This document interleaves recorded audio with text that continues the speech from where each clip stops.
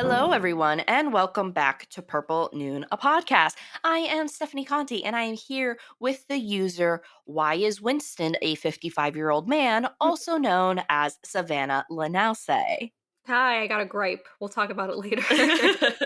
So, how are you doing, Savannah? How's I'm everything good been? on this fine morning. How are you? Very good. So, I essentially, I think I briefly spoke about it within the last two episodes, but I had watched, started, finished the Chris Chan doc, and I told you to Mhm. give it a shot. So, for those of you who don't know, the Chris Chan documentary series is a YouTube series, all free. It's like a 40-hour documentary, and it's long, and it's about um autistic man who ends up transitioning into a woman. So that's why I refer to man, but starts out as following an autistic man Yeah.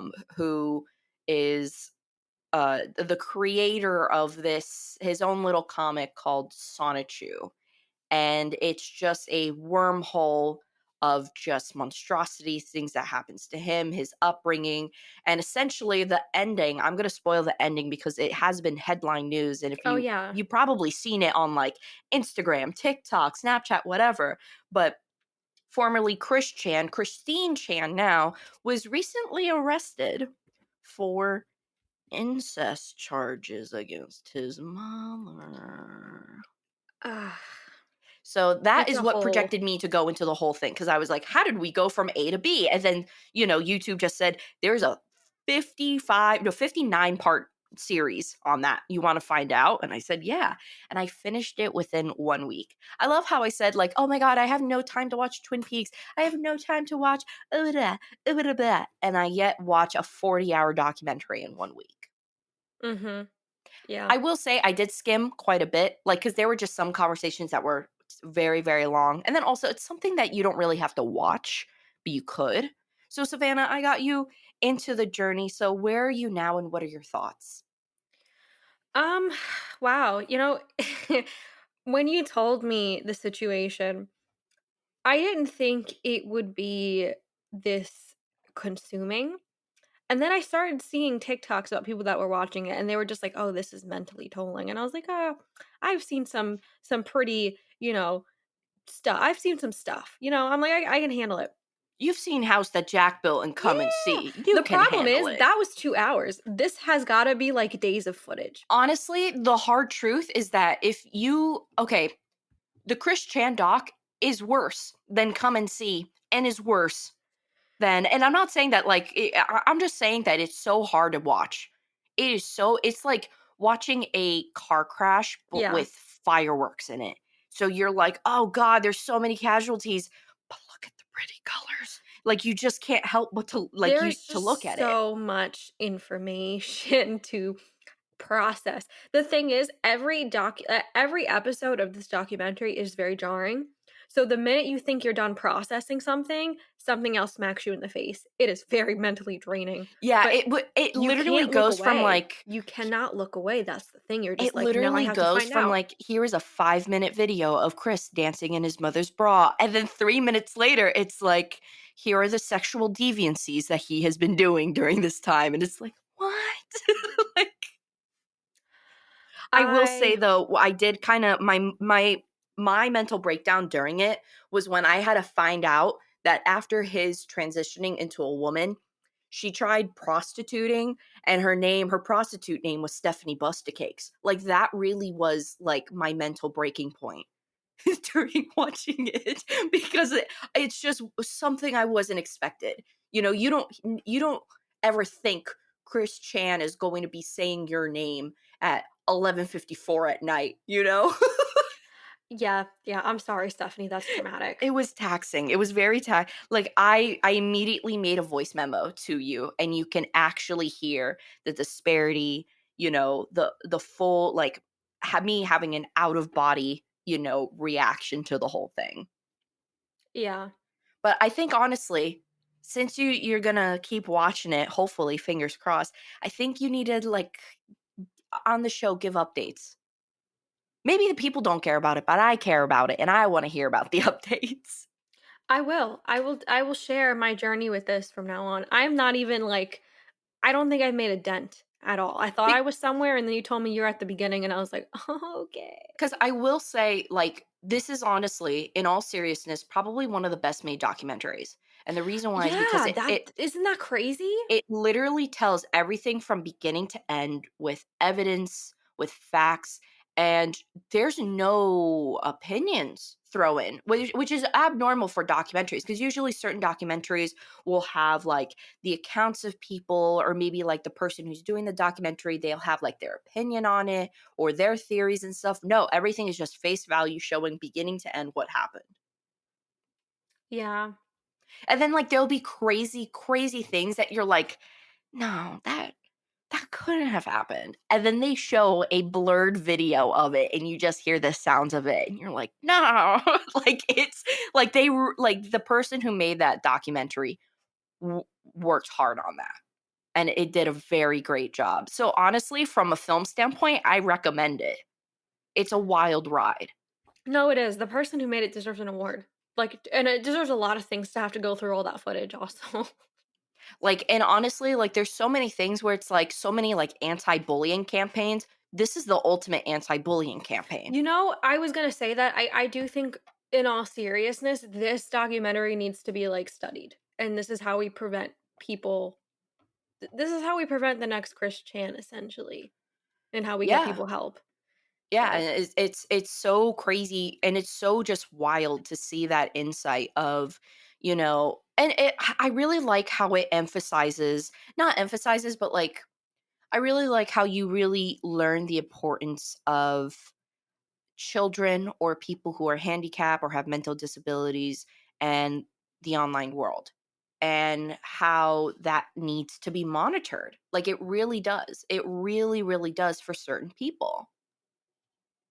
yeah, absolutely, I think he also is a product of, like, that's when the internet was, like, starting out. I feel like now we can understand the danger of letting children and people that don't quite understand what's going on the internet. I feel like he was unfortunately, like, the test for that. Well, I will say, yeah, I think he was really like began being molded in the beginning, like in 2000, like the 2009 saga, which is just whack from beginning to end. Like I was telling you that his 2009 was his Vietnam. Like that was that year alone for him lasts like 20 episodes. It was a lot. But then you start seeing as years go on, even as like, and keep in mind, he wasn't a kid. He was 23 or so Yeah. during this time. And now he's almost in his 40s. And it's very like, you could just see the progressions of him getting worse and worse, you know? Like, and you'll definitely start seeing that. Like, Yeah. even if you think like, "Oh, 2009 is gonna be a rough year," but it gets better, right? No. You just see it It start going clearly like 2009 was like a stark like V dip down, and then it went back up, and then it's just a gradual decline all the way throughout the rest of the years. Yeah.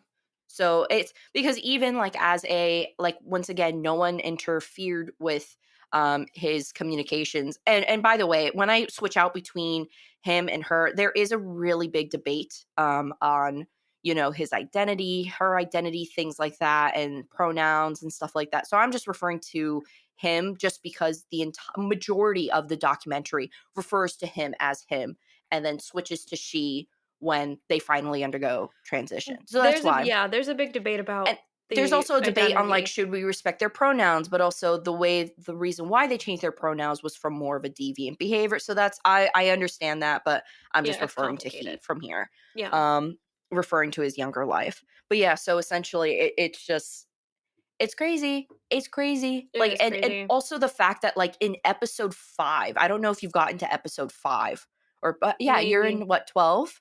Yeah, yeah. Like, even as early as, like, I think it was 2004, there was, like, one of the biggest bombs in the beginning of the whole thing is, like, in episode 5 when they essentially say, like, alluding that one of the photos that he draw, like, essentially had alluded incest all the way back in, like, 2003 through 2004. Oh my god. Yeah. So yeah, this is the problem. A lot of this behavior and a lot of what ended up happening with his mom has been happening for almost 20 years. Just unfortunately, this is a person that never had help and never had any supervision or anybody to intervene. And that's Yeah. what happens. Things like that can happen, and look what it is now. So, it's crazy to see that though, like, wow, like this has been going on for a really long time. Yeah, for sure. And I really I do recommend the watch, and I think you would too. Is that safe to say? Oh yeah. Yeah, I mean, if you are up for it, because like I said, it could be a little disturbing too. So if you're sensitive to that kind of stuff, just go into it really cautious. But it is a very interesting story and a And take I on think somebody's also if life. you have any interest in psychology, Oh yeah, it's for sure. very interesting to watch, because you literally see videos and messages and everything from how we go here to here. And it's even crazy too because not only was there, indication from, about incest in like 2003, but even as early as 2005, there's emails of him saying like things that would kind of allude to maybe the possibility of him becoming trans even before being, officially, Mm, before the term and everything like that was yeah. really solidified in more recent years. So it's really, really interesting to see all these things and how they weave together. And also just I really like the trolls and the bullies are a different breed of people in this thing. Like these are Mm, the type of villains that you hear about in movies. And they just yeah. constantly came in contact with Chris Chan. Believe So, it or not, I do feel like just from watching the documentary, the internet has become a nicer place in the last 20 years. oh, for sure. Because I think when you look on TikTok, and I see TikToks of people with disabilities and children, and I'm gonna be honest, yeah, there are a few like rude comments, but a lot of the community has become very supportive. And I think just through education that's changed. But it's such a stark difference from 20 years ago where people were just like vulgar and like heinous in the comments. Oh, It's yeah. crazy to see what a difference there is just in time. Oh, for sure. And then like even there was I was is because you say that, I was actually recently watching a Cody Co video where they were talking about a this TV show from 2003 called Hot or Not. And you Mhm. literally had aspiring models come on and it was essentially like America's Got Talent but solely based on looks. And you would have these gorgeous people like size 0 models walking up on stage and things. And then the judges would be like, yeah, you're fat. You're too flabby, Oh my And god. it's brutal. It's brutal. It's just like even like one guy who was super ripped and shredded and things like that. Like one of the judges was like, "Yeah, no, you're too ape-like." Like what? Like Ew. it was so crazy, And I really do think the internet has become a nicer place because I think it's so much easier to realize now that like, hey, everyone's on the internet and everyone has feelings, Like Yeah, instead of saying something and being an a-hole about it, just be nice or just don't comment anything at all. absolutely, absolutely. Like even still like when people like who are overweight when they post like TikToks of them in the bikini, like you don't have to comment on whether or not you find that attractive. Like that's always an option. You could just say You that don't to have to yourself silently comment and move anything on. ever. That's the problem. I don't understand why people feel like they have to, like, comment every thought or every, like, rude thing that comes into their head. I've never felt the need to do that, ever, with anything. Yeah. Like, and I've always seen because I think TikTok caters very well to your personality and like what you like and things like that. So like for me, I'm a mid-size to plus size range. I'm a taller girl. So I get a lot of stuff like that. And I always see comments of people where it's like, it's just a girl trying on a bikini and they're like, oh, like look at you promoting obesity and stuff. It's like, girl, like you don't have to say that. Everybody can mind their business also right Really, away. really, and it's usually the type of people who say that with, like, a hairline that's, like, in the middle of their head, not even forward anymore. So it's like, don't comment that stuff, We all have our own faults, it's just not necessary. Granted, if they're being a complete, you know, D-bag or, they're saying something that's just awful, correct them, but if they're just having fun with something, being in a little silly, goofy mood, just let them. Yeah. It's not that hard to mind your own business. It Even when you're really watching especially on the even when you're internet. watching other people's stuff, you know? Especially on the internet, especially on TikTok, you just scroll if you don't wanna comment on the Oh, video. yeah, like, there's commentators, people I see all the time who I don't like. Am I gonna waste my time and actually comment and say that I don't like them? No. No, it's what's that gonna do for the world, you know? No. Yeah, agreed. So, yeah, so that is our little internet rant. Be nice. Be cool to others, you know? Yeah. And don't try too hard either. If you gotta really try too hard in the comments to be nice, maybe you're just not nice at all, you know? Just Like, I say that offer because I thought of, like, the plus size women and people being like, "You're so confident." For what? For being fat? Shut up. So I don't know, I stupid. feel like that's I think we need more education towards that because I feel like there's a lot of backhanded compliments that go on Mhm. in general with people, especially bigger girls. You hear like, "Oh, I wish I had your confidence." That's not a compliment. That's not a Yeah. compliment.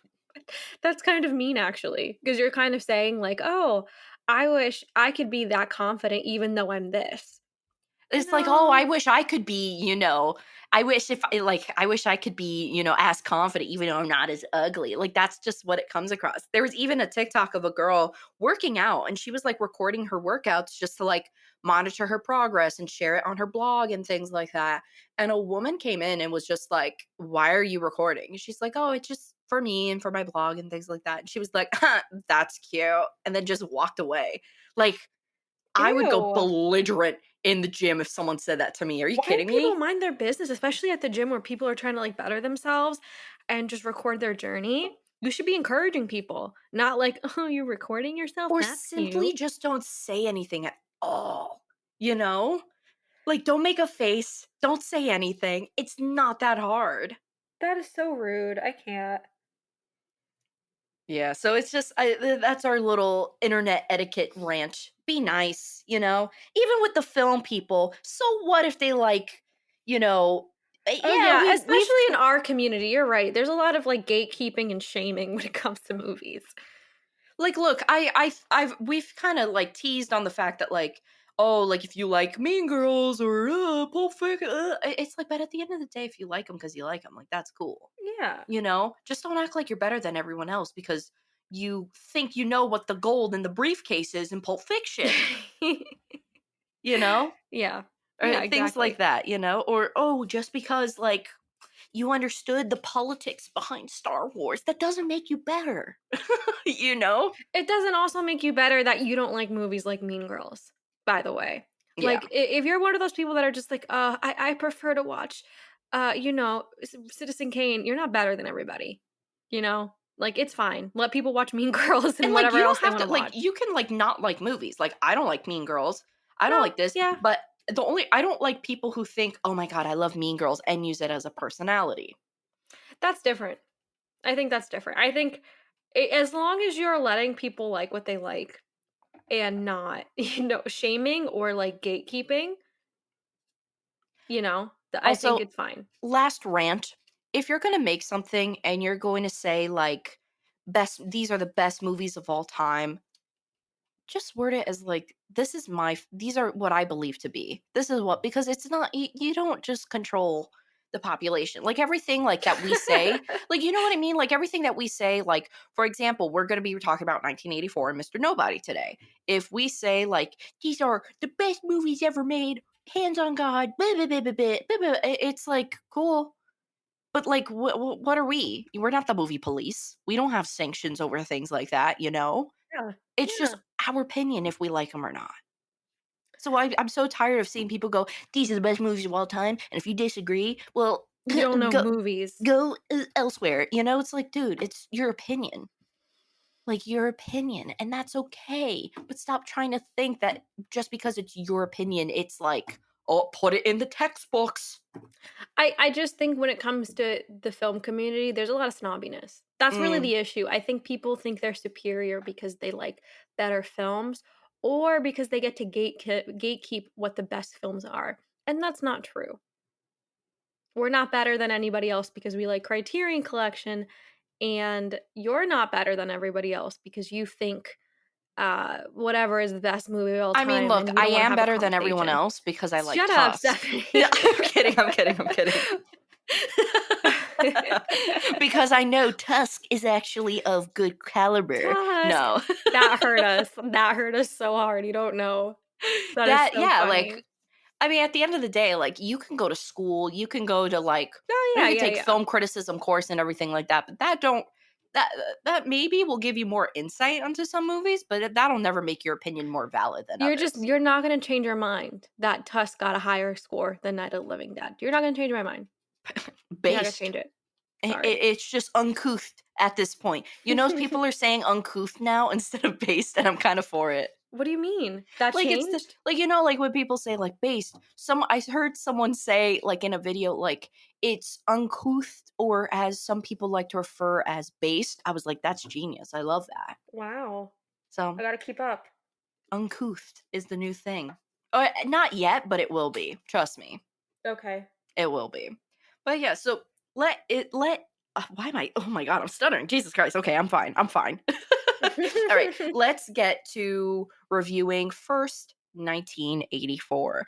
Cool. Hope you enjoyed our little rant, our little, what's going on in our mind type of thing. But now we're going to go to 1984. So 1984 is a movie that came out in 1984. We're not talking about the one that came out in the 50s. It is about a 2-hour movie directed and written by Michael Radford, of course, based off the book by George Orwell of the same name, 1984. And the synopsis is: in a totalitarian future society, a man whose daily work is rewriting history tries to rebel by falling in love.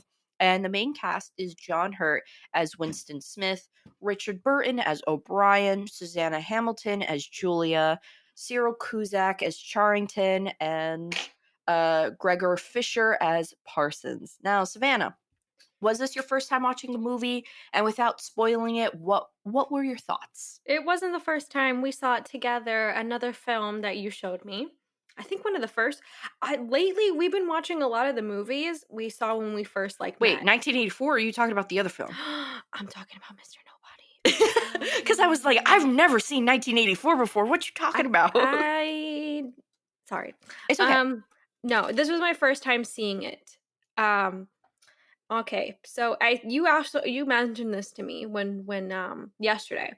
A lot of heavy Europa vibes. Wow. Very. And this is, keep in mind, before Europa. That's what I'm So, saying, yeah. Lars, you ain't looking so good right now, buddy.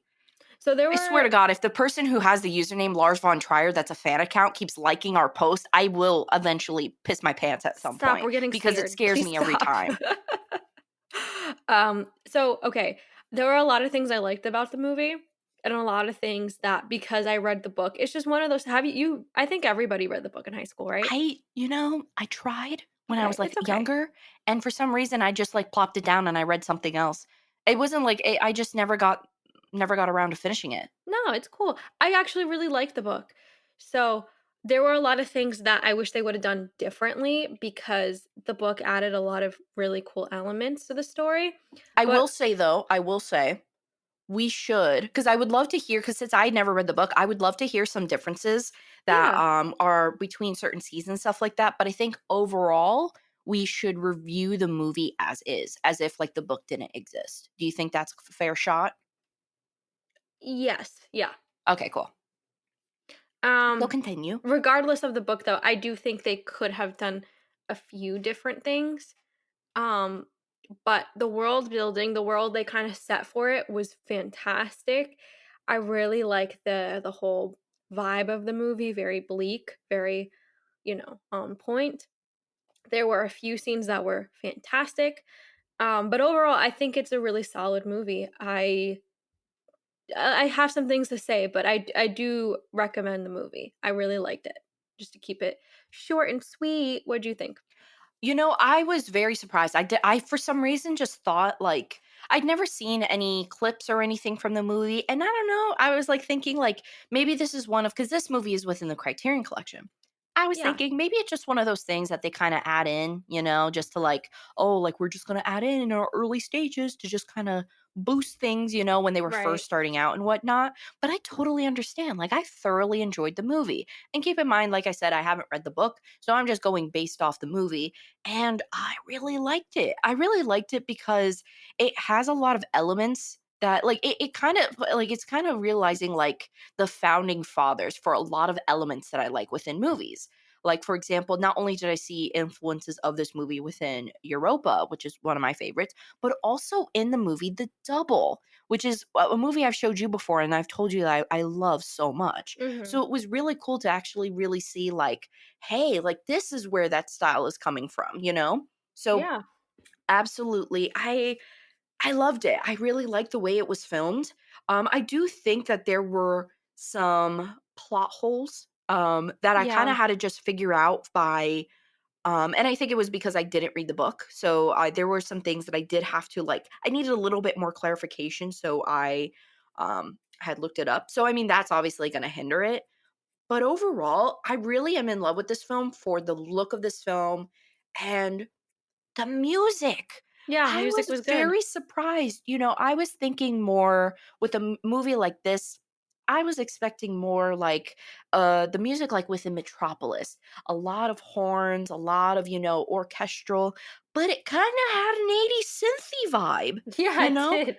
And I was for it. I really, really liked it, and I will say the quality of this movie, I was very astonished that it is from '84 because the quality looked very good. Like, it Yeah. looks like a more modern movie. So which, I mean, it could technically be. I mean, '84 wasn't that long ago, but, No, no, but it's still almost 40 years ago, no, but, so like, for movies that, like, came out like, I think of, like, a movie like Weird Science that came out, like, the similar years, that had some cheesy filming elements to it, like, everything in this movie, editorial-wise, is very seamless. So, I'm very content with this movie, but let's talk more about, let's do characters first. So, okay. Savannah, your username is "Why is Winston as a 55-year-old man?" And it had to inform you that he's not 55, he's actually, like, 44 here, but sadly, John Hurt just perpetually looked older. It was one of the things where, like, again, if we're not basing it on the book, that's fine, but just the fact that Richard Burton's character, they looked similar ages, and Julia looked like a 25-year-old girl. It was a little jarring, and I was also sitting there, and I was just like, "Dude, you are a little too old to be doing this, like, you're not a young spring chicken anymore, and you're trying to, like, revolt?" And then I realized You're realizing the truth now at 44? but again, I'm assuming I didn't realize they were going to similar ages. I thought Winston was, like, older in this movie. I thought they were just like, "Oh, we'll make Winston a little older." So, it So I'm actually assuming he's is, actually, like, 50s, and I'm just like, no, "Oh, well, so you're, like, apparently old." Winston in the movie and in the book as well, I just looked it up, is 39, which Hmm. really is ballpark for. No, he's around the same But he age. just perpetually looks old. He's been looking since his career started? I feel bad, but it just not even again, we're not talking about the book. He looked a little too similar in age to Richard Burton, and he looked a little too old for Julia. I mean, we're forgetting one thing. You and I saw a movie with John Hurt that was not that far. Like, it's only a 20-year difference between him in this movie and then him in 1984 versus this movie. You and I saw the movie A Man for All Seasons together, and he's in that, and he still looks old, and that's a 20-year difference. Yeah, this man didn't have a shot. I feel bad, like, he didn't nobody aged well. I don't understand what was going on Like, back if then. you Google John Hurt, Man for All Seasons, homie's looking 40 there, but he's in his 20s. Yeah. So, not his fault or anything, but when I think of the role in general, movie-wise, this man is, like, pretty much rebelling against this oppressive system. He doesn't look like he has the stamina. Sorry, Not I only kinda does he caught look myself off old, guard with that. it's I agree, not only does he look old, this man looks, like, feeble and, like, He's he's also a gonna skinny lad. He's a very skinny and I get lad. they had to do that because technically, like, these people weren't eating well, but Julia looked fine. Like, she looked alright, she looked she was doing good.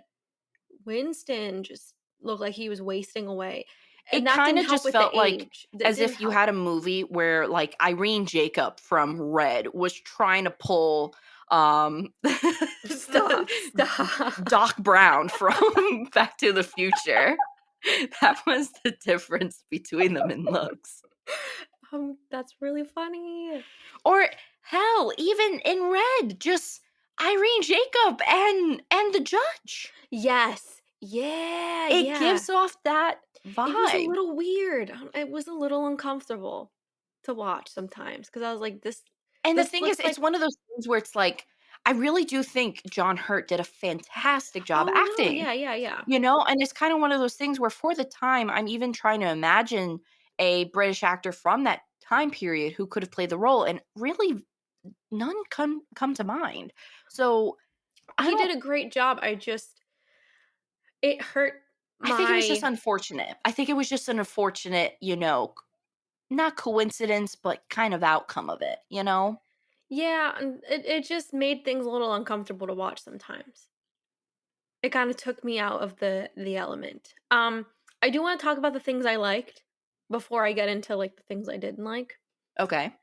They did a very good job with the voiceovers and how they did memory in the movie Yes. because, I mean, 1984 is all about, like, coming from like, you're in somebody's head the whole time, essentially, and they Mhm. did a great job of us kind of following along with Winston in his narration and the memories.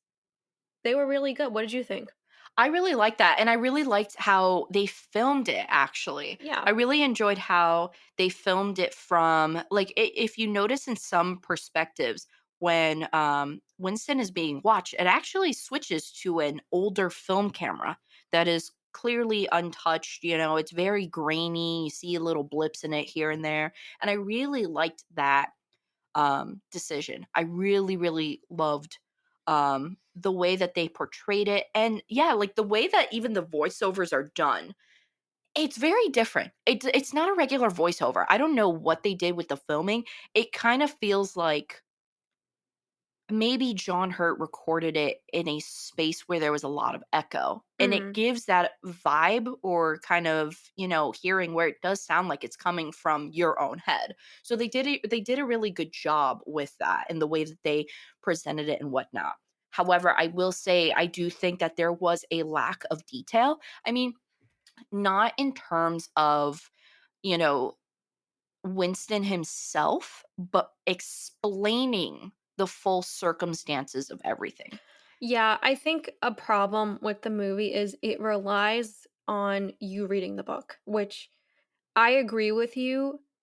It's good if people read the book, but it really shouldn't you shouldn't have to force your audience to It's rely like on Harry that. Potter. You don't have to read the books of Harry Potter to enjoy Harry Yeah, Potter. Although, wait, you finally seen a Harry Potter film, right? I did. It was Okay. fun. It was a good Yeah, time. so like you don't have to read those in order to be able to enjoy it, and you're overall getting the main gist of it. You're kind of losing the main gist of it from what I looked up when I compared movies to the book differences and things like that. There was a lot of things it rushed through, and there were things that it completely cut out. And I get for the sake of time to do every single detail is probably not, you know, the most the best thing you can go for because your movie's gonna be like 4 hours long, but they did end up cutting a lot of important information. Yeah, and I will say, I really would say it's more specific to someone like Winston and even the world that they're in, because I fully understood and comprehended Julia's character by Susanna Hamilton. She did a great job, and there are moments where she elaborate what she's into. Not Yeah. really her job. I know they did like he did say like you work in porno, but that's not like regular porno, right? That was like, do you know? Like he says to her like you worked in porno. Yeah.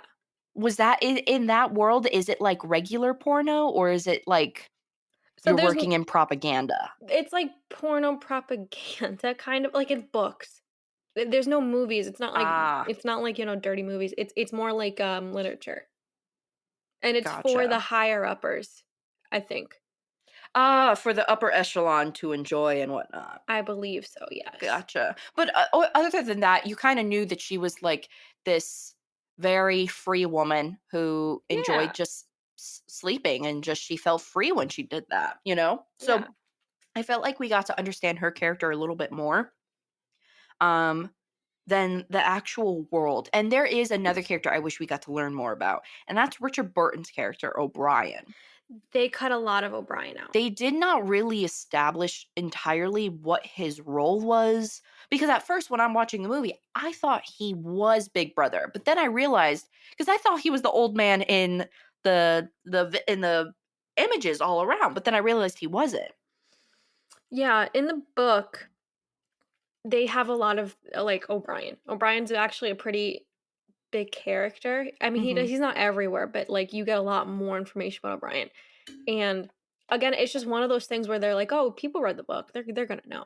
And this man didn't, like, they didn't make it clear what he was. You just knew that he worked for the party.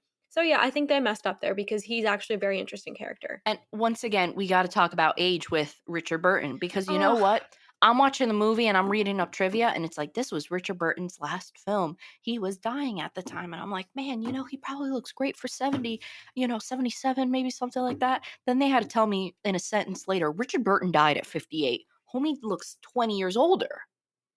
that's what I'm saying. Nobody Maybe aged it's the well. curse of the Brits. Maybe just because I wonder what Susanna Hamilton's age was during this, because she herself looks older. She easily probably was like, oh my God, wait, how old was she? She was only 24?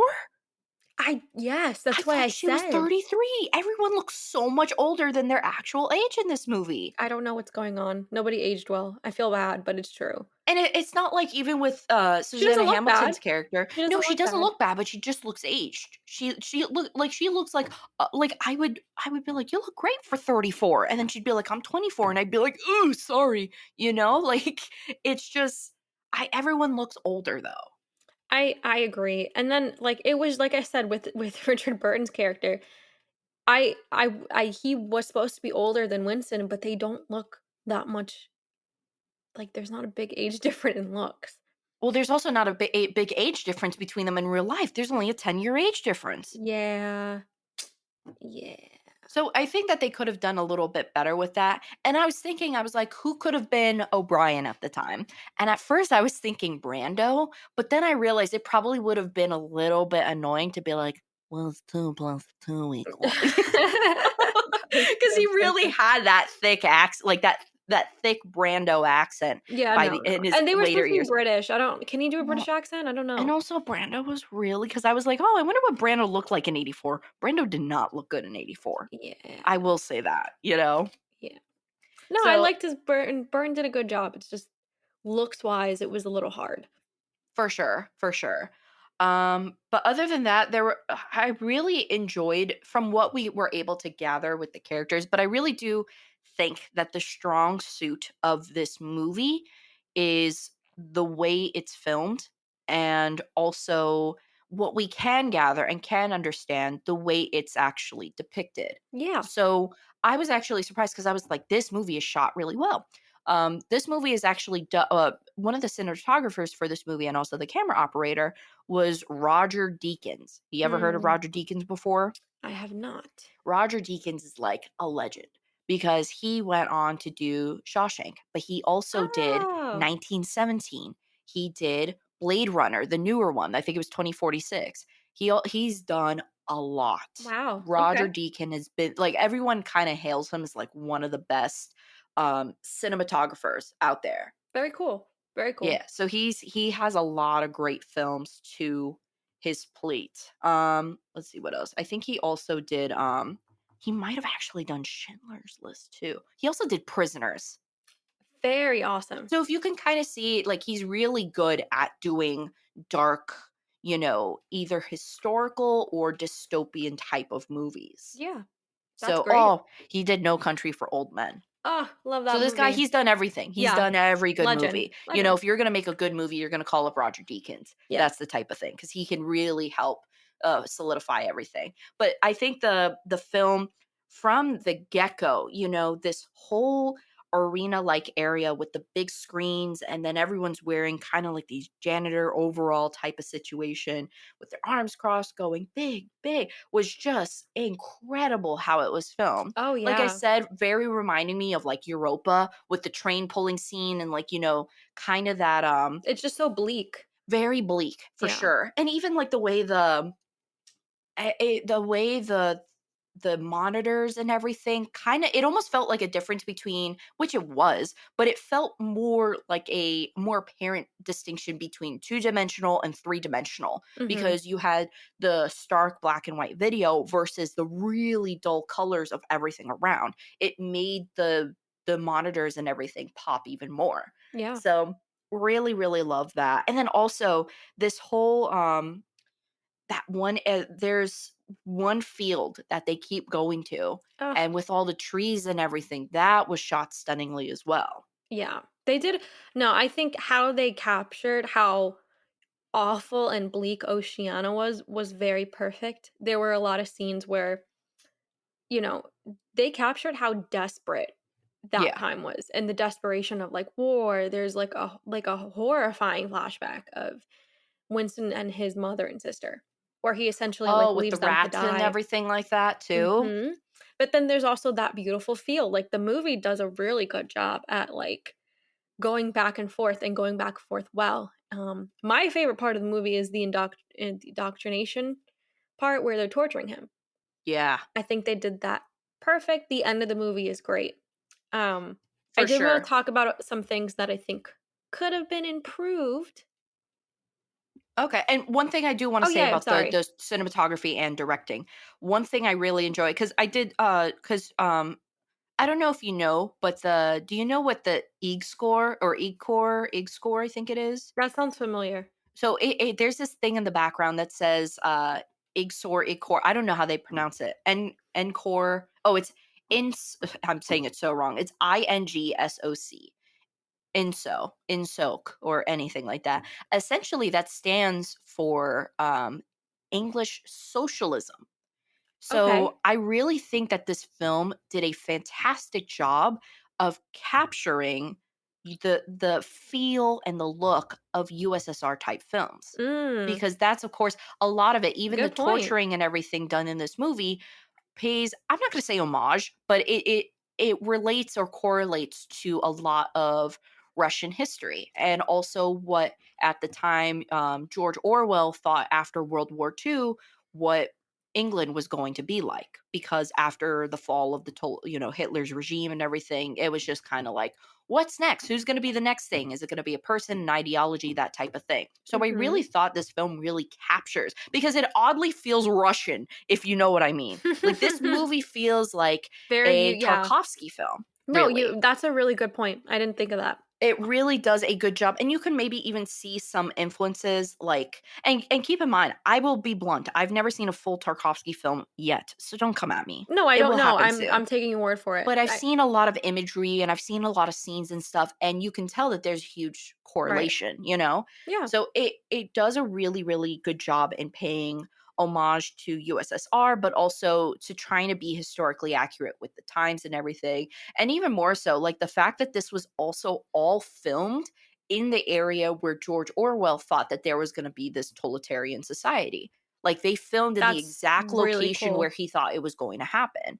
So I love that. I really love the time that they took to really perfect this movie and make it feel like it's not it make it really feel like even though it is 1984, it's not 1984. It was George Orwell's 1984. They really did a lot of great filmmaking, Yeah. and things like that to really solidify this. So yeah, I thought it was really oh, and also I just kind of went down a little bit of a rabbit hole. I was looking because this is based off of, like I said, like when Hitler's regime and everything like Right. that ended, it was kind of thinking, who's next? So apparently I looked it up and I was a little bit surprised that technically any type of like, and keep in mind, I'm not like a political major or anything, but I just thought it was interesting how there are like theories and researches and things like that essentially that say that any type of society can actually form a totalitarianism. So Wow. not only like so socialism, obviously, because it's relating to English socialism, what he thought was going to happen, but Mhm. also even democracies, not bureaucracies, but the part like how England. Why am I blanking? Not the I'm England. following. England, how they're structured with the kings and things like that, whatever it is. But essentially, that there was a study saying that any of them it can fall under a totalitarianism if there is a single person or type of ideology that is bled through and through. Wow. Yeah. And so if the US were to become a totalitarianism, it would actually be called an inverted totalitarianism. So I thought that was very interesting. But That's once really again, interesting. I'm not a political major or anything like that. So don't come at me if you're like, "Oh, are you condemning social?" Don't do that to me. It's not going to be a well-educated argument, that's No, for but sure. that's, like, a cool fact. That's really cool to know when watching Yeah, this because I was movie. I was I wasn't sure when watching this movie because once again, I didn't read the book if this movie was pro or con socialism. Because at first I thought, is No, this yeah. has to be against socialism or against communism, you know? But as more so, it's just kind of more overall against totalitarianism. Yeah. Yeah, So yeah. yeah, I never read, so I was just like, oh, let's look this stuff up. But Interesting facts. I think we should talk about the ending. Okay. I really like the ending because even though I was able to figure out with what the ending meant, especially with the rats and everything. So, before I say my theory on the rats, what did the rats mean essentially? With the rats? Yeah, in the Eh cage in the end. oh, like, on the when the torture? Yeah. I mean, I think it's just a representation of what, like, they are. They're all cage rats in cages, no? So, some things I would've changed a little bit. Mhm. The one thing for me, the characters were very mopey, and I think that's okay for the beginning, but I'm gonna leave out the book on this, but I'm just gonna say Mhm. I would have liked to see more chaotic energy for 2 people that were rebelling like this. Oh, for sure. It was very laxed. It was Like, very he like would, like, break every law and then go to work all calm. Like, he should have been on edge a little bit, I think. for sure, for sure. They're having the jam, they're having the bread and the sugar and the coffee and everything while everyone is getting ration chocolates. He should have been quaking. He should have been shaking in his little boots. There was even a part where he was like, well, he does get a little nervous and she's like, "I'll just see you in a few weeks." And next thing you know, they're in the bed making love again and it's like, was that a few weeks or was that just like a failed rejected plan? I don't know. Also, I didn't like that they stand by the window so much in their apartment. Oh my god, I like dude. understand they're not in the capital, but it's just like, you think they shut the blinds, not just stand out. Yeah, like the So woman's there rude. singing and batting her laundry. She's gonna see you guys. She's gonna and also like the placement because John Hurt is a tall man. That window just shows his nether regions just cropped. Are you kidding me? I would not want to see that while I'm like, drying my clothes and hanging them up on clothespins. It's just everybody is gonna turn like, it's not like one of those things where like, "Oh, this is a place where everybody keeps secrets." I'm sorry, but that whole wherever you are, they're gonna sell you out very quick. Oh, It's for sure. It's like, "Oh my god, how have we been found?" Well, let's see. That homie literally has cameras everywhere. And second of all, you're showing cropped real life images of your junk outside the window. yeah, so I would've liked to see a lot more, like, chaotic and passionate energy because they're supposed to be rebelling, and then, Like, it honestly just not even felt that, careful. like Titanic was a little bit more rebellious than 1984, you know?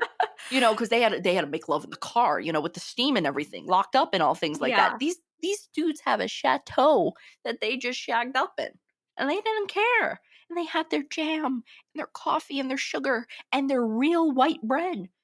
I But was while like, their "Yeah." their their brothers and sisters are, which also I heard is a different thing. Apparently, everyone calls each other comrades, but then it switched to brother and sister in the book in the movie. Yeah.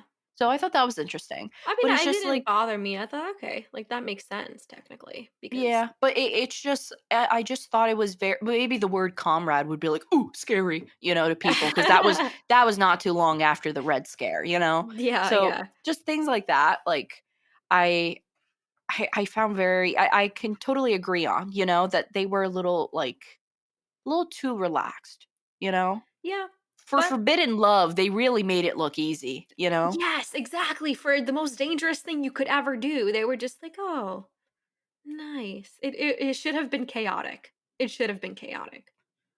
For sure. And but I did like the end like I really think it's almost like this movie has like really great chunks in it and then some chunks that just don't not I don't want to say add up, but just don't rise to it. And so like one of them being like the ending, that whole ending was a nice chunk that was great. The beginning and everything maybe was a lesser chunk, and then there's just moments of, Winston figuring out everything, and also I wish there was also more clarification on this dude who he was getting the journals from and everything. Right. And I also I that ending though where he's watching it and then he's kind of like staring off and we assume that he's staring off and looking at Big Brother because he has love for his Julia but can't place his love for Julia on Julia so he places it on Big Brother and he's just sobbing at the end was brilliant. I Oh, I love the way that love ended. That slow pull and then the credits. Oh, loved it. Um but I also heard that apparently in the book Julia ends up pregnant. I don't remember that, but I I in was the reading book about it and because I was reading, like, the ending explained, and I found the ending for the book explained, and apparently, Julia ends up becoming pregnant and is forced to, like, settle down with someone else. maybe, because I know they never see each other again in the ending in the Yeah. book, but I don't remember what happened to her, but possibly, yeah, because I know the ending is a little different than the movie, but I preferred this ending a little bit more, believe it or not. But Okay. the ending for the book, he never sees her again. Which, I mean, would make more sense, after all of that But said and done, it makes more sense in terms of, like, a totalitarian and everything like that, you know? but I do like the closure of, like, yeah, we both sold each other out hard. I do like that closure. I also really liked how they presented and this is gonna sound so weird. I really liked the way that they presented the torture, and I say that saying very weird because apparently it's also very realistic to a lot of, like, Russian torture done, and one of the things that apparently was very apparent was after, like, keeping you for months and everything like that, like, the last straw of torture was, like, forcing you to stare at yourself in a mirror, Oh my god. and so that's what they do at one point. I think, Richard Burton's character makes him Winston stare at himself in the mirror, Yeah. which it was all just fantastic acting though. I really enjoyed everyone's acting, even like Richard Burton. Obviously, I Right. really couldn't tell that he was sick there. Like No, I me knew he either. looked older and everything like that, even though he was only 58. But his performance and everything was very good. It didn't look like he was Yeah. going through anything like cognitive disorder or anything like that, you know? Right, right. I agree. So overall, would you own because this is a Criterion, would you own the Criterion, and what's your rating for the movie? I actually would because I could see myself watching this again, maybe, Mhm. like, once a year. Because I did enjoy I am a fan of the book, and I did enjoy the story itself aside from the book. Yeah. I'm gonna give it a 7.8 just because I think the movie relies a little too much on you knowing what the book is and knowing Yeah. it well. Um, and then I would have just liked to see, like, minor changes, but I really enjoyed it. I would watch it again, and I think it's such a great movie, like, visually and for Mhm. acting. If you're into acting, I'd say watch this because there are some things I think everybody could pick up. But yeah, 7.8 for me.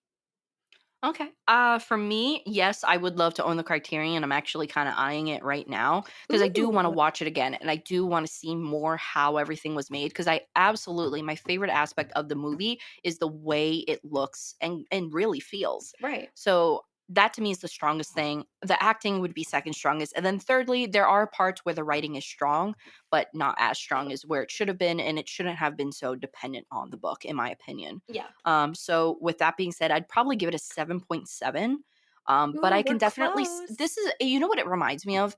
This movie reminds me of how I felt similarly towards that Gerard Depardieu movie we saw, not The Woman Next Door, Under the Son of Satan. Okay, This okay. kinda gives me that same feeling, and meaning even though they're very, very different stories, it's like, I liked it, but I wanted more. But I'm really captivated by certain scenes and everything, but I still want a little bit more. I could So totally see that, yeah. that's where how I felt, and also some of the imagery, it actually kinda looked at the same, like, places where that movie was filmed. Because remember when, Depardieu was in the field and everything? It looks like the same field, and they Mm. were, and, like, is it the same year? It really could have been the same year. It could have Under been. I know it was, like, Son early '80s, right? Under the Son of Satan? It was 3 years later. Oh, why did I think it was earlier?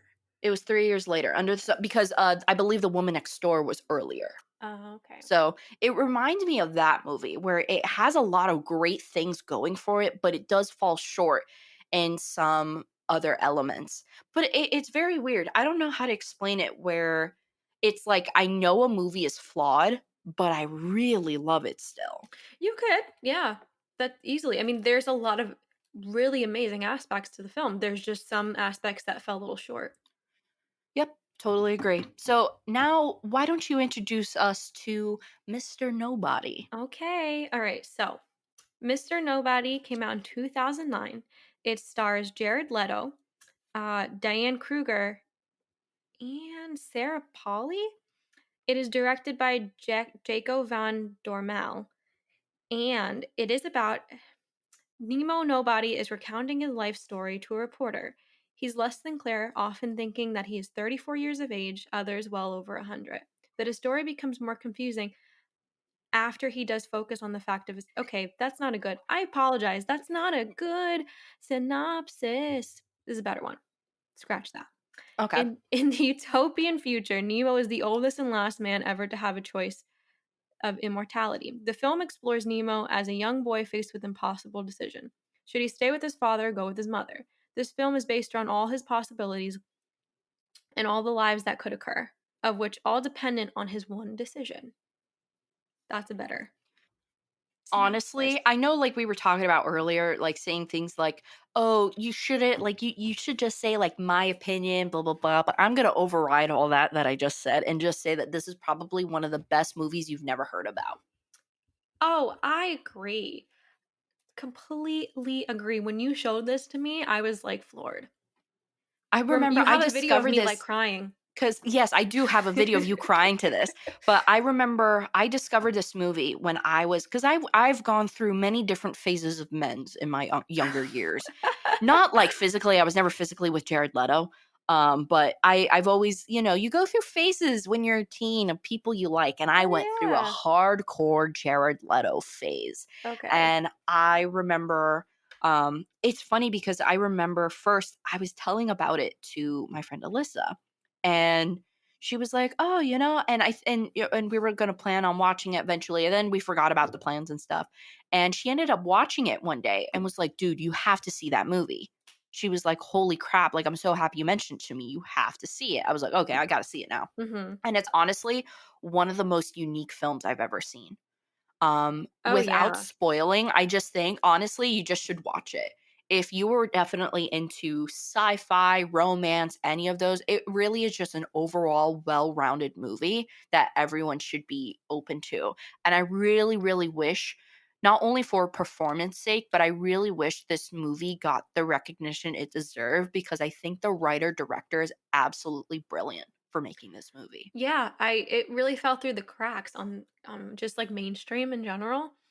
You don't really hear about it at all ever, even on like film forums, anything. You don't really hear about the movie, which is interesting. No, if anyone talks about Jared Leto in movies, it's always Requiem for a Dream, which is fair, which is totally fair. But Okay. this is definitely one where it may not be Leto's best performance, but I do think it's one of the best films overall that he's been in. Well, I'm not going to say it's not a bad performance either. It's very diverse. He has to play a lot of Very, different versions of one character. exactly. So it is kinda, it definitely feels like an Inception before Inception type of movie, because there's so many different layers. Because this did come out before Inception. Yeah. So it just feels like it has so many different layers to this, um, movie. So now let's first talk about characters. So we have the character that Jared Leto plays, which is Nemo, and he plays him as an adult.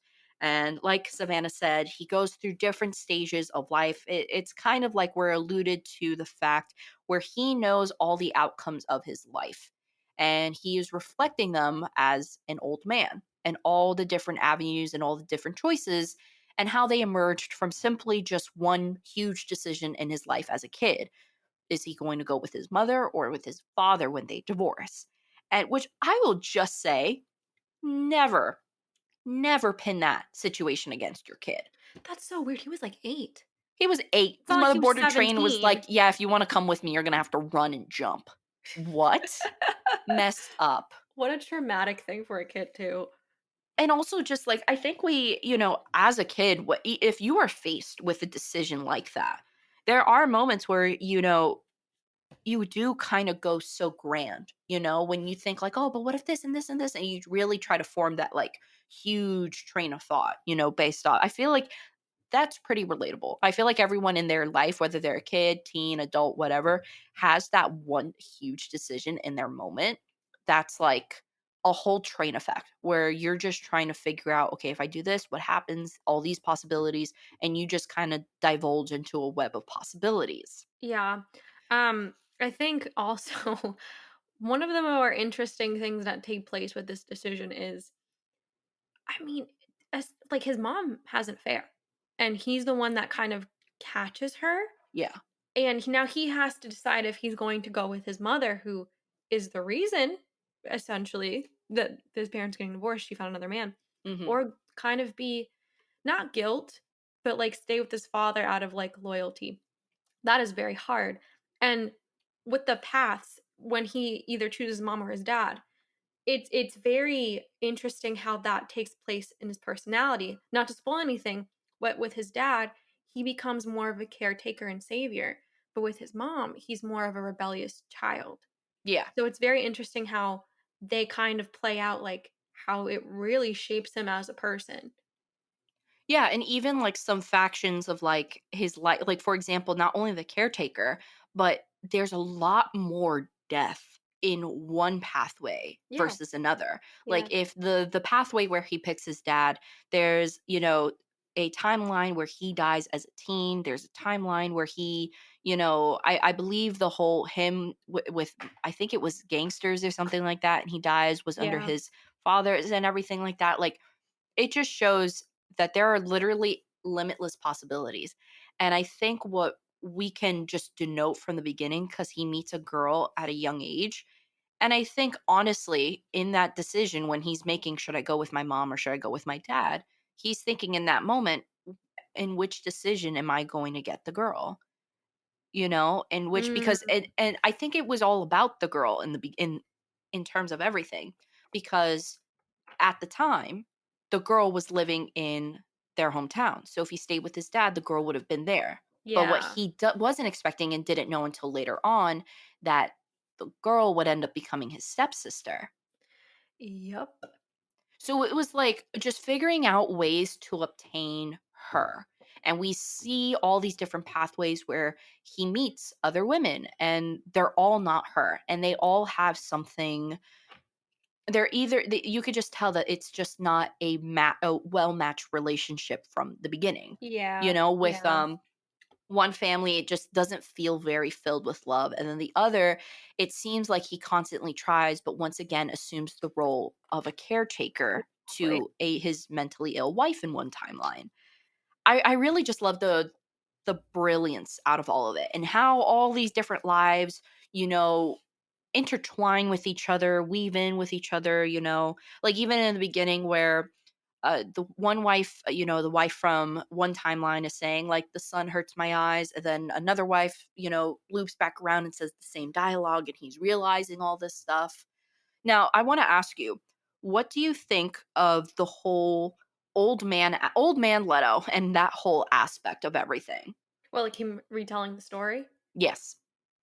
I really like the idea of somebody kind of at the end of their life or at the end of this journey, kind of going back and giving a representation of what it's like to recount different memories or regrets or like what ifs in your life. And I think we all kind of do that in a way. Like we kind of go back and we're just like, oh, what if I did this? And we also romanticize a lot of parts of our life. So I think he is kind of this visual representation of what it's like to just go back and recount what if regrets, fantasies, memories. And I really think they did a good job at giving us like a visual representation because the movie is very unique in how it kind of chronologically goes. It's Yeah. not super hard to keep up with, which I think is very hard to do in a film like this. I think a Yeah, lot of us can absolutely. still grasp what's going on, even the little parts where it's just like scientist Leto explaining stuff. I thought it was very relatively easy to follow for a very complicated story. So, I think Yeah. he was kind of like the the narrator to all of this, obviously, but he was kind of like that pushing and stable factor in all of it and kept it rounded. But I think they did such a wonderful job at keeping that representation of memory and what ifs, like, very grounded. Yeah, and I really like that differentiation between Nemo and the architect. You Mhm. know, there's Nemo who is just living through all these different lives, and then there's the architect who is thinking of all of these different lives and all the Yeah. outcome and everything. And I really like how it's just kind of, child Nemo going through all these different circumstances in his head, figuring out, okay, will I get the girl? Will I get the girl? Will I get the girl Yeah. this way? How's my life going to end this way? Will I be happy at least if I don't have her? And just Yeah. kind of all going through that I thought was brilliant. And I also really like the fact that you had old man Leto, I like to call him, um, take over in the beginning because Mhm. you already get a sense inadvertently that this is within the child's mind because everything is very unrealistic. He's living to 113. He's the last man on the earth.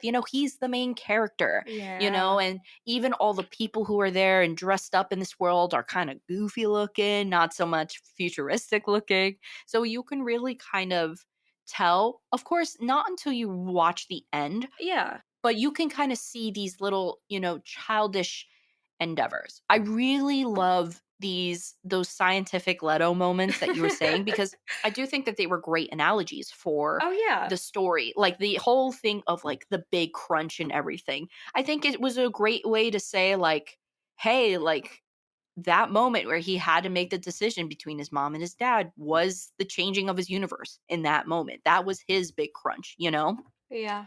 And also like I think it's very well, it also like really great on the science too, like the Mhm. science aspect and everything, talking about paradoxes, talking about even like the theory in the beginning that I've always loved this because I never heard of it until this movie, where when you're a child you know everything about your life, and then the angel kind of puts her finger on your lips and you get that little divot.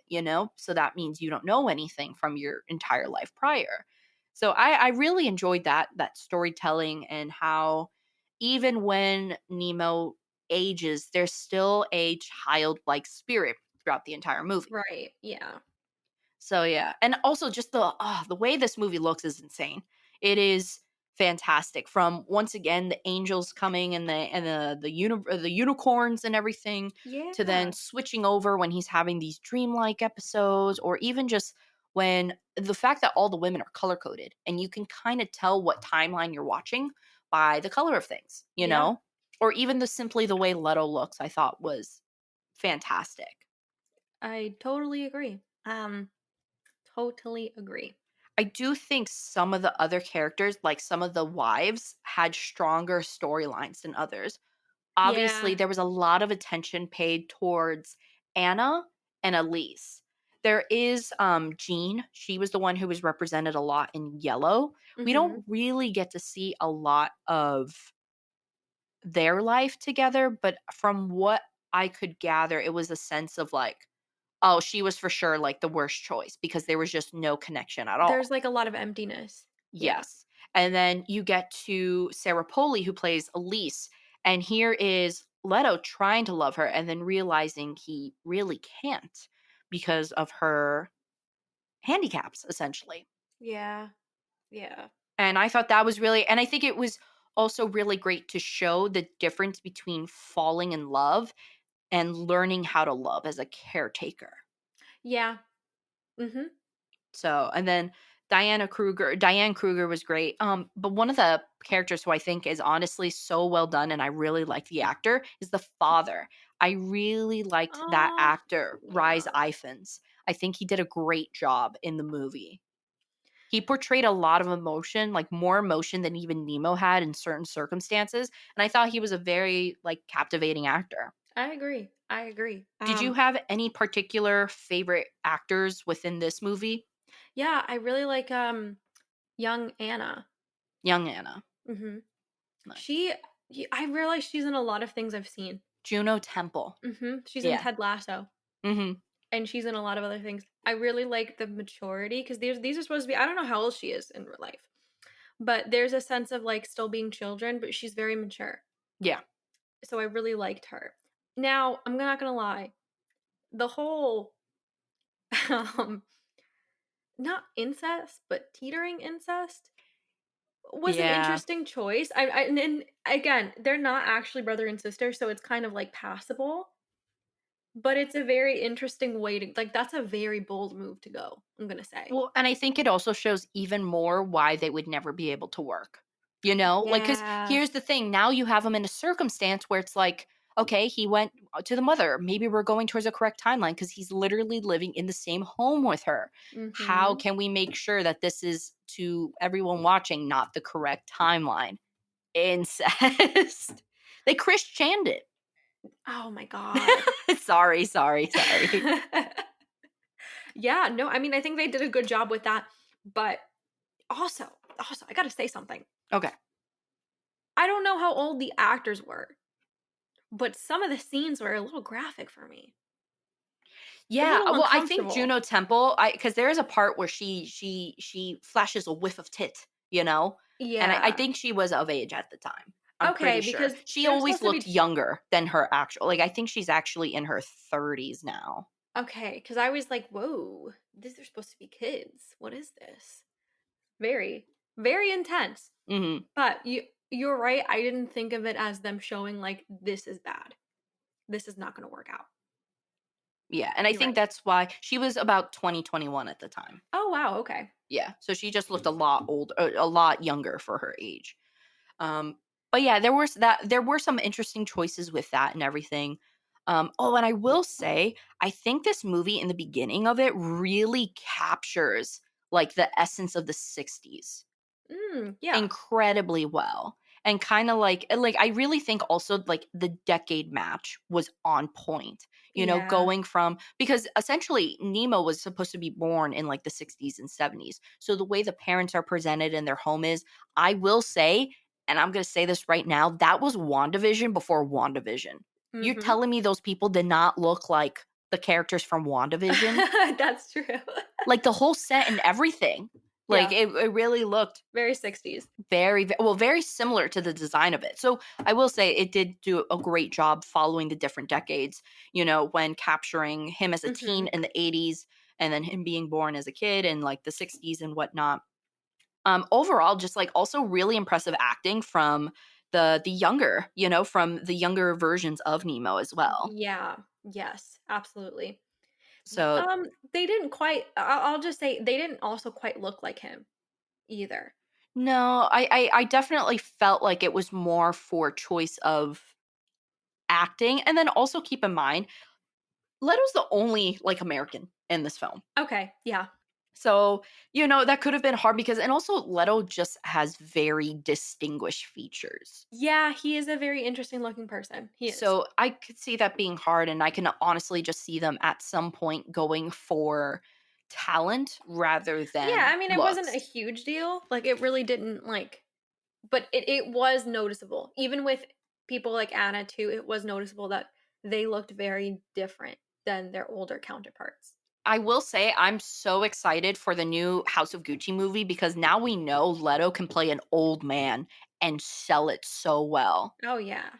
Because Yeah. Leto, of course, is also the guy in the all the makeup and everything, who he is playing old man Leto, you know? Mhm. So, he does a great job. I think that's honestly where his strongest acting is done, is him portraying an elderly, like, very elderly old man. Oh, no, he's a great character actor, of course. one of the best. I mean, we saw it in not even with old men. He played, and I know it's controversial because the role should have gone went to a transgender person, but even in Dallas Buyers Club, the physical transformation was very jarring. Oh, for sure. He So, went through and he dedicates. So there was also around this time, I believe, he actually was in a movie a few years before called Chapter 24. And he plays once again a character named Nemo. But that character Nemo is actually based on John Lennon's killer. And so what? he gained 60 pounds for the role. Literally, if you look up, I'm pretty sure Jared Leto, chapter 24. He played, so he, oh, chapter Wow. 27. So not only has he played someone who's very skinny, he, like, no joke, he probably got up to like 230 pounds That is for this insane. movie. That's insane. And that's why I think he took a break from acting because he literally like there was one point where he said that in order to just gain the weight, he was taking pints of Ben and Jerry's ice cream, putting them in the Oh my microwave, putting god. them in the microwave to drink them, just to just drink them like one shake. Oh, So that way it he's was easier than eating it. Look it I up right now. I'm telling you, look it up right now. You are not going to believe it. let me Jared Leto, see. chapter 27. And Dude, no prosthetics were used because how he did just these didn't want to people do that. Jared Leto. How did these people not get, like, diabetes or something? Well, that's what happened with Tom Hanks. So Tom Hanks, he believes after years of doing these types of Oh weight my loss and weight gain, gosh. yeah, you and unrecognizable, Wow. unrecognizable. That is crazy. But years after doing gaining weight, losing weight, all stuff like that, he believes that that's how he, obtained diabetes, which is there are linkages to that when you do all these crash Well, that diets, that puts and a things toll like on your that. body. Yeah. For sure. And then also, like, he keep in mind, he had already lost weight for Requiem for a Dream. Now you're Oh, telling me he yeah. gained, like, so much weight for this movie and then lost even more than that for Dallas Buyers Club? Like, I really hope it seems like he, takes care of himself very well. He's a Well, I'm vegan and sure he everything, and has, he's in like, great shape. not dietitians and nutrition I'm sure he has, like, doctors behind him too. Yeah, he He said that has he to. gained 70 pounds God. for That that. is terrifying, though, that is really terrifying. Mhm. So yeah, so it and this was after. This was after. So he looks great. And I'm surprised like homie does not look like he has loose skin, stretch marks or anything like that. So I got to know his secret, man. Yeah. But yeah, so that was I think that was only 2 years beforehand. That's insane. Oh my god. That's scary. That's kinda scary. But I do think honestly Jared Leto is a very under yeah, it was 2 years before filming the movie that he had gained like 70 pounds. I do think I think Jared Leto is very underrated because a lot of people will look at him for sadly lately Suicide Squad comes into mind. But I Mm. genuinely think and even like performances like of him in Blade Runner don't do him any justice. He's a fantastic actor in my No, opinion. and you can see it in different films, not just, unfortunately, I think because those are very mainstream movies, everybody saw Suicide Squad. Everybody saw Blade Runner. It wouldn't like you said, it's not gonna surprise me if that's kind of what stuck with people, Yeah. but you see things like this and Requiem for a Dream, Dallas Buyers Club, and so many other movies he's been in. He's Yeah, he's been in fantastic. a lot of stuff. Like, I feel like a lot of people forget that he was in Fight Club. He was in Thin Red Line. He Mhm. was in American Psycho. He was in Girl American Interrupted. Psycho, he was so young, Yeah. So he's been in a lot. He's been in a lot of movies, like a lot of well prominent movies, you know? and he's older. I honestly think he just turned like 47 or something. Check. I'm checking right now. He's gotta be, like, late 40s. No, he's 50. He just turned 50 this year. He's born in 1971. What? He's He younger than a lot of actors then. but I mean, he he's looks older, better he's than older. most. He Like, I will never forget one of the funniest things this guy did, because I know there are some controversies with Leto because he goes after younger girls and things like that, blah, blah, blah. But one of the things that I think is one of the funniest things to happen of last year was when the pandemic happened, he had done a silent retreat in a desert with no one. So he went in for a month, no phone, no nothing, and came out to a pandemic and just posted saying like, "I don't know what happened since I've been gone." Like, he was really bewildered because of it. That's really funny. Like, I will never forget reading I was like, "Oh, Jared Leto." And he was like, "I've taken a month of silence, so I've had no phone for a month. What's going on?" Like, it was really crazy. It was really, really crazy stuff. Is he So younger than Leonardo DiCaprio and all them? no, he's older. What? Because Yeah. I know Leo is up there, but So Jared Leto's born wow. in 71. Leo, come on, man. Give me the stupid iPad. Oh, because I don't know how to spell Leonardo. It's okay. Yeah, he's older. He's older Ooh. than Leo. Wow, okay. Okay. He's older than Leo by a few years. That's crazy.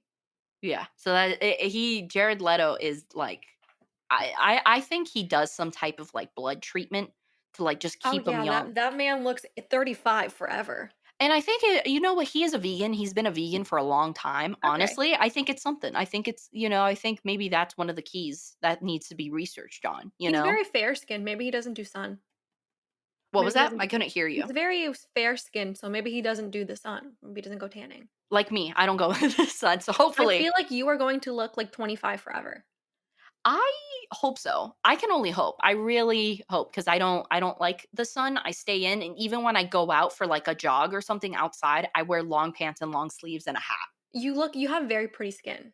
Thank you. It's very Thank you. fair, so I I feel like try. you're gonna be one of those people that doesn't age. I really strive to be like I learned that from Dita Von Teese because Dita Von Teese is 50 as well, Yeah, and that's she looks crazy. only like 28. So, guys, that's the key. That's the key. No Just sun. don't go in the We're not sun. doing the sun anymore, that's it. You guys who are like, "No, but I need a tan." Y'all gonna look like a bunch of leather, Hermes bags by the time you're 40. The sun's only getting hotter, so you're only gonna Sunscreen get worse. and hats. That's what we're doing. We go to the beach, big hats, sunscreened, under umbrellas. That's it. You can go to the beach. Don't forget your ears and don't forget your hands when you put on sunscreen Your and hands are wear a cap so because why important. are you gonna have good skin and an old looking scalp? Yeah, no. Weird. Gross. Just saying that's weird. Anyways, back to Mr. Nobody and everything. I overall think it's a solid film. And so a lot of people actually have speculations on the ending. Mhm. But I felt like the ending was pretty sound. Like, are we on the same page where we Yeah. can agree that essentially all of it was just made up and it was just him kind of having like a very vivid panic attack in his head when he was a kid and realized that he just didn't have to make either or decision? Yeah. Because that's what I'm thinking. Because a lot of people are like, "Oh, it's because he's so all-knowing." And I'm like, No, "Okay, he's a that's kid." not I mean, I could understand why people think maybe, like, the Anna timeline was real, but the only coherent and, like, linear part of the movie is the beginning, his childhood. Yeah. So, Well, it does make sense I that do have a theory. okay. Because there is something I noticed when the footage kind of rewinds back, when he's an old man and he's just laughing. By the way, that laugh is iconic. The that's such a great laugh. But there's it essentially rewinds and everything kind of fades away and everything rewinds. And one thing I noticed was that it doesn't rewind to his birth. It rewinds to him meeting Anna. Yeah. Now, the clip before that is actually his father picking up the vase. So I'm Mm. actually wondering if by him not choosing either going with his mother or father, he ended up taking a pathway where not only would he be with Anna, but it ended up fixing his parents' relationship. Maybe. I could see that. Because I thought, because at first I was like, oh, it's going to go all the way till when he was a baby, but it doesn't. It only stops at Anna. So I was Mm. like thinking, oh, okay, because if you play this back, maybe it would be before then. Yeah, maybe the like you were saying, maybe it's just the sense that he didn't need to make a choice at all. Maybe the best choice was not choosing. Yeah, I do think that is the ending. I think the end choice was that he ended up running away and still ended up on a timeline where he got to be Anna, and they weren't step siblings, you And know? then it worked out. I like that. I like that. Well, and also, like, because here's the thing, if he got to meet Anna and then his mom still went, Anna wouldn't have been. So it would make sense if like, Anna would have been in New York. So it makes sense if after him running away and realizing things, they try to work it out, and it does work out, you know? Yeah. Although I will say the wife was, she doesn't deserve things to work out, but for Nemo's sake, you know? Yeah, the dad deserved better. Oh, and a little trivia I learned. So the name Nemo actually means nobody in Latin. Oh, I like It that. means nobody, and it's actually derived from the Odyssey. Do you remember with when Homer, was it Homer? It's No, Homer. It's Homer. Odysseus. The I Odyssey, forgot I who. think is let me look it up because I Who's think the main? I don't forgot the main character in the Odyssey. But anyways, I think it's Odysseus. it's by Homer. By It's Homer, but by it's Homer. Odysseus, right? Oh, I don't know. The poems We'll just say attributed to Odysseus. There's a Homer. part where he meets a Odysseus, Cyclops. yes, Okay, confirmed. there's a part where he Odysseus. meets. I don't know if you ever read the Odyssey. There's a Long part time where he ago. meets a Cyclops, and he says like, "My name is Nobody," and then when he gets stabbed in the eye, he's like, "Nobody hurt me, nobody." But it actually is Nemo in the Wow, original text. So Nemo means nobody. I like that. So finding Nemo is finding nobody. Dun Sad. dun. I don't like that. I Oh, take it back. finding nobody because he was just finding himself. Nemo. Man, I just debunked an entire Disney movie. Just kidding. But overall, I'll ask you this. One, would you own this movie on DVD? Two, do you think it should be a Criterion? And three, Okay. what's your rating? I do own the Blu-ray of this Okay. movie.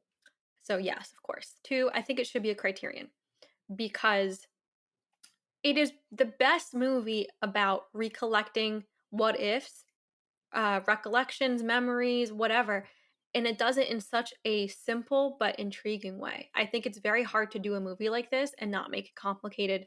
They somehow did it, Yeah. and it's very unique. I have never seen enough. I think I say this all the time, but in all honesty, I have not seen a movie that makes it so clear. And it's such a great visual representation on fantasies, recollections. We all do that in our head, what Hmm. ifs and stuff like that. So I do think it should be a criterion because it kind of falls under it is a happier and more whimsical version of a lot of dystopian movies.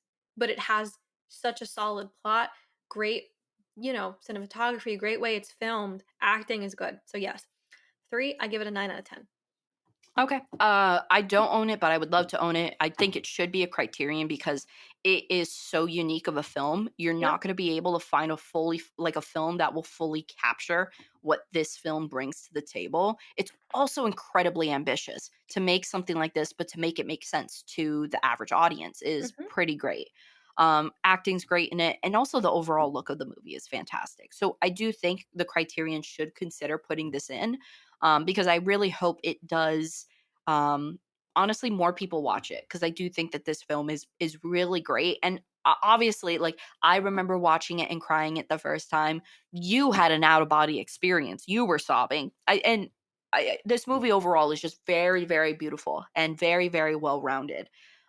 So with that being said, I would have to give it a score of 9.6 because I'm I gonna change my really. score, 9.5, because I realized that I the rewatchability of this is fantastic. You could rewatch this multiple It times a has a year. great rewatchability.